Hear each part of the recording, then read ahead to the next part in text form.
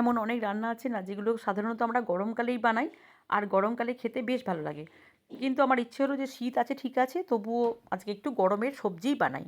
তো প্রথমেই দেখো লাঞ্চে নিয়ে নিয়েছি গরম ধোঁয়াটা ভাত, একটা গরম বেগুন ভাজা আর একটা শুকনো লঙ্কাকে ভেজে নিলাম।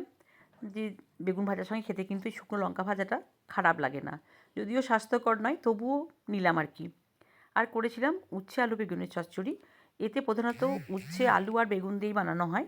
একটু মিষ্টি কুমড়ো দিলে খুব একটা খারাপ লাগে না, মিষ্টি কুমড়ো দেওয়া যেতে পারে।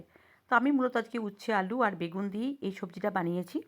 তার জন্য বেগুন আলু উচ্ছে দেখো এখানে কেটে নিয়েছি। আর আগেই কড়াই সর্ষের তেল একটু গরম করতে দিয়েছিলাম। সর্ষের তেলটা গরম হয়ে গেলে উচ্ছেটা অল্প নুন আর হলুদ দিয়ে একটু লাল করে ভেজে তুলে নিয়েছি। ওই তেলের মধ্যেই বেগুনটা দিয়ে অল্প একটু নুন আর হলুদ দিয়ে মিশিয়ে নিয়ে ঢাকা দিয়ে রান্না করেছি, একদম নরম হয়ে গেলে তুলে নিয়েছি। একটু সর্ষের তেল দিয়ে আবার পাঁচ ফোড়ন শুকনো লঙ্কা দিয়ে আলুটা দিয়ে অল্প নুন হলুদ দিয়ে ঢাকা দিয়ে রান্না করেছি, যতক্ষণ না আলুটা একদম সেদ্ধ হয়, কারণ এই রান্নায় একটু জলের ব্যবহার হবে না। তো একদম আলুটা দেখো সেদ্ধ হয়ে গেলে দিয়ে দিয়েছি ভেজে রাখা বেগুনটা, ভালো করে মিশিয়ে নিয়ে দিয়ে দিয়েছি ভেজে রাখা উচ্ছেটা। গ্যাসের ফ্লেমটাকে লোতে রেখে প্রয়োজন মতো নুন আর মিষ্টি দিয়ে একদম শুকনো শুকনো করে ভাজা করলেই কিন্তু তৈরি হয়ে যায় উচ্ছে আলু বেগুনের চচ্চড়ি।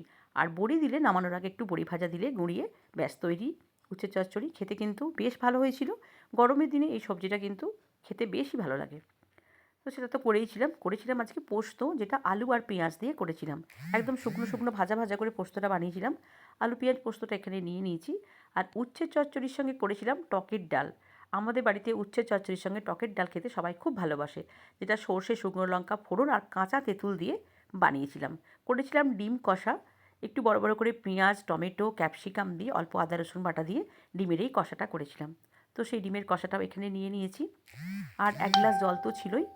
এই ছিল আজকে আমার লাঞ্চের আয়োজন। তো কেমন লাগলো আজকে আমার এই লাঞ্চ থালি আমায় কমেন্ট করে জানিও। ভালো লাগলে লাইক করো।